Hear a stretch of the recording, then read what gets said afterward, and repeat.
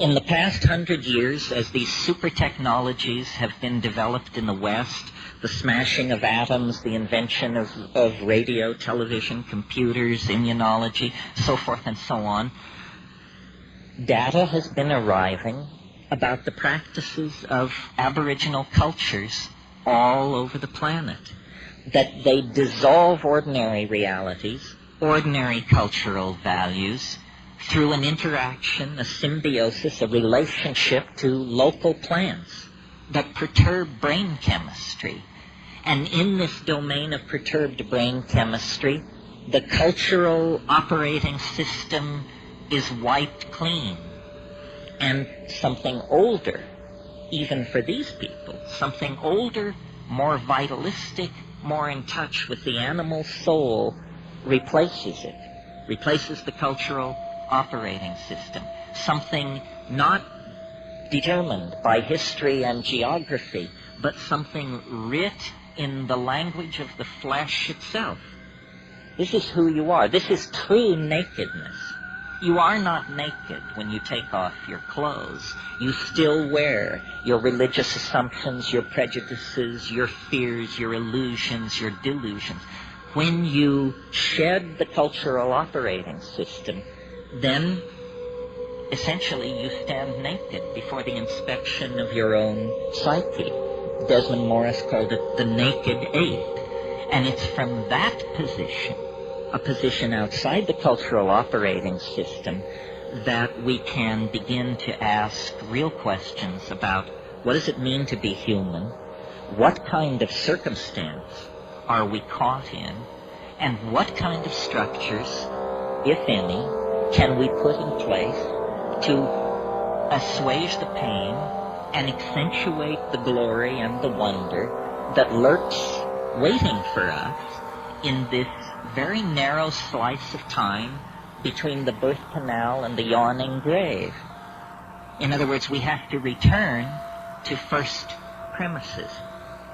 So I've been thinking about this a lot, and at first it seemed to me only a metaphor, this phrase, culture is your operating system.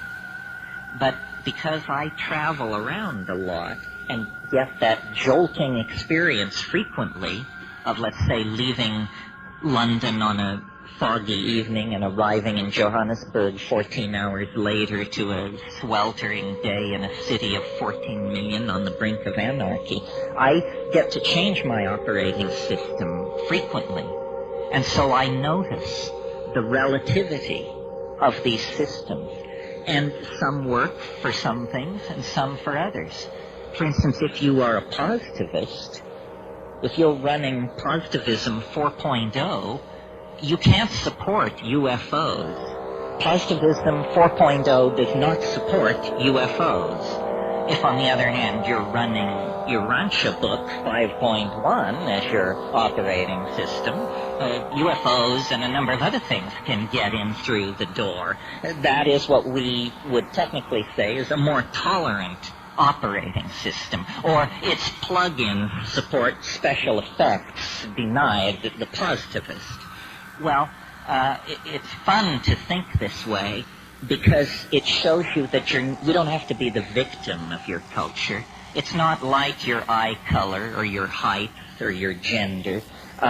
It's fragile.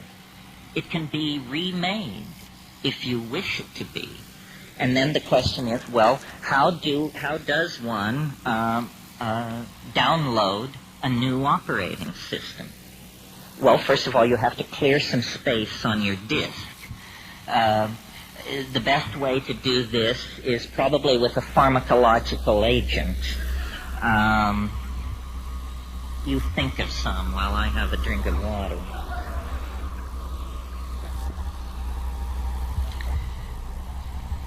Psilocybin is an excellent disk cleaner. You can put a lot of things in the trash and have them just disappear with a psilocybin upgrade. Other pharmacological agents that will clear your disk are ayahuasca.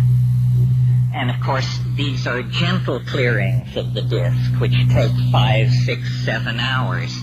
If you're in a hurry to dump that old data and leap right into the new operating system, click on the button marked dimethyltryptamine. A compressed disk erasure will immediately be downloaded, unstuffed, bin-hexed, implemented, installed, run, and you will find yourself with an entirely different head.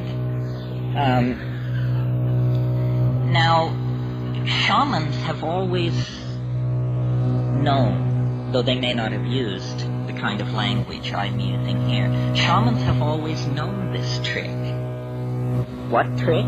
It has two facets. First of all, that culture is an operating system. That's all it is. And that the operating system can be wiped out and replaced by something else.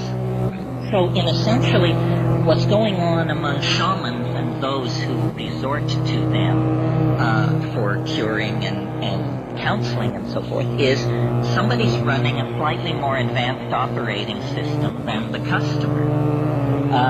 The shaman is in possession of certain facts about plants, about animals, about healing, about human psychology, about the local geography, about mojo of many different sorts that the client is not aware of. The client is running culture light. The shaman paid for the registered and licensed version of the software and is running a much heavier version of the software than the client. I think we should all aspire to make this upgrade. It's very important that you have all the bells and whistles on your operating system. Otherwise, somebody is going to be able to get a leg up on you. Well, what's wrong with the operating system that we have? Consumer capitalism 5.0 or whatever it is. Well, it's dumb. It's retro. It's very non-competitive. It's messy. It wastes the environment. It wastes human resources. It's inefficient. It runs on stereotypes. It runs on a low sampling rate, which is what creates stereotypes. Low sample rates make everybody appear alike, when in fact the glory is in everyone's differences. And the current operating system is flawed. It actually has bugs in it that generate contradictions. Contradictions such as we're cutting the earth from beneath our own feet. We're poisoning the atmosphere that we breathe. This is not intelligent behavior. This is a culture with a bug in its operating system that's making it produce erratic, dysfunctional, malfunctional behavior. Time to call the tech. And who are the techs? The shamans are the techs.